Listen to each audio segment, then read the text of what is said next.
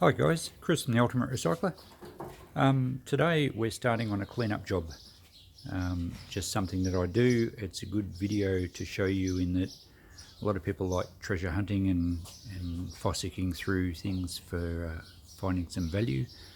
I do this for a living, but also it touches on, big time, it touches on recycling and not sending items to landfill. Now this unit is a little cottage in a retiree village, just local to me. It's a deceased estate and the family wanted it all cleaned up, and they don't live locally, so a bit of a problem for them. And if you have a garage sale, you're only ever going to get rid of a few items, and people get skips in and throw it to landfill basically. So I'll walk you through this. I'll do a few parts to this series, and we'll see if we can find some treasures. I might be able to help you with regards to how to dispose of stuff, also what's of any value, and hopefully you find it interesting. So we'll do a quick walkthrough. We have some more modern furniture here, a set of shelves, a bed, which is always a pain. It looks fairly neat. I'll probably try and give that away on Facebook. The lounge is a problem. It's quite grotty. If I can't give that away, I'm going to have to take it out to the transfer station, and they do charge me something like $25 per piece, so it's expensive to get rid of. I have processed these things before without taking them to the tip, and the worms will eat some of the padding sometimes, but modern lounges are a pain because they're mostly synthetic materials. We'll do a bit of a walk through then. Over this side there was an older dressing table, probably 1950s. Looks a bit dusty, but probably saleable. They don't bring a great deal. I don't like filling my shop with low value furniture, so we might do Facebook for that, and even forget $20 or $30. Over the back there's some modern bookcases, the rest of the bed frame. We have some bedside drawers. They look to have a bit of age to them. Could be 60s era. They'll sell okay because they're useful. This little stand, wrought iron stand, is it's modern but very practical. Someone will buy that. That's a good little money spinner for my shop. Modern shelves. Look, a lot of these are going to be giveaway or just $5 or $10 items. So modern furniture I tend to steer away from. I don't certainly buy it. My shop's more antiques and collectibles and vintage stuff. The washing machine will certainly sell fine though. I'll test that, make sure it's safe. And there's a few dollars there. Just general, there's some mobility aids, which I get a lot of when I'm clearing at deceased estates. Bit of kitchen pots and pans. That's a nice bedside pot cupboard. That's probably 1930s, I suppose, could even be into the 20s. That's a nice little piece. It'll be oak, so there's some value there. I need to find some value to make the job worthwhile, of course.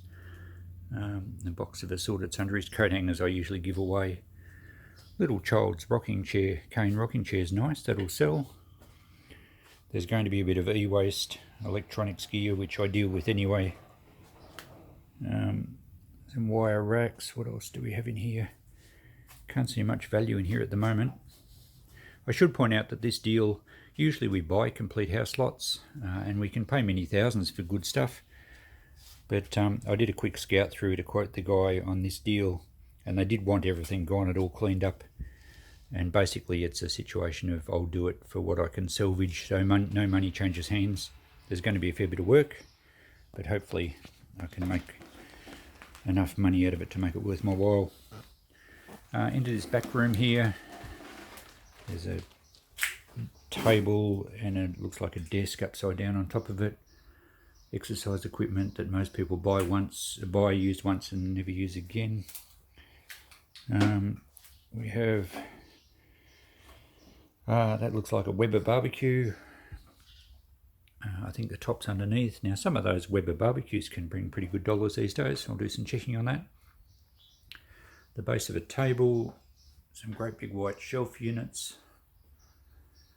This is going to be a real lucky dip. We don't know what we're going to find. I didn't open any of the cupboards when I quoted. There's a box of books. I can't quite get in there at the moment, but they look like pretty good books, so they'll add up to a few dollars for sure. What else have we got around here? There's no power on, so I've had to open the back door to get some light in here. Christmas tree. We've just gone Christmas now. We've just finished, so that'll be almost impossible to even give away. Old filing cabinet. Looks like a bread maker. Boxes of linen. That rocking chair's obviously needing repair. Big cane baskets. The older, heavier ones sell well, so they're alright. This big pot plant stand will be handy actually. I like to hang a lot of stuff off that in the shop. And even though the light's not good here, this sideboard, it's quite a presentable piece. It's probably 1930s, perhaps into the 40s. We'll get something for that. Antique furniture isn't worth a lot these days, but at least it suits my shop as far as older stuff goes. There's everything, all cleaning gear, camping gear. There's an oil heater in there. So there's a lot of volume, a lot of bulk, and not a lot of value, but we do alright out of volume as long as it's not junk. Let's go into the garden shed here. There's going to be better stuff in here for me. Some old garden tools. Nice old workbench with lots of character, and the little pigeonholes on top are nice too. I'll probably take them to the car wash and pressure wash them. They're filthy dirty, but there's some good value for me there, whether I sell them or whether I actually use them in my shop. But they're nice. They're quite early. We have just general shed stuff. You never know what you're going to find in little tubs of nuts and bolts. We have some vintage hi-fi gear, probably 70s era Sanyo. Unlikely it's going to work. Yeah, it's going to be a bit interesting pulling all this stuff out. I think there's going to be a lot of stuff ditched on Facebook, cheap or free, because I don't have the storage to take it all home, and I don't want most of this in my shop. Big set of shelves there. Alright, so nothing's jumping out at me as far as tools. I couldn't see many tools. What's under here?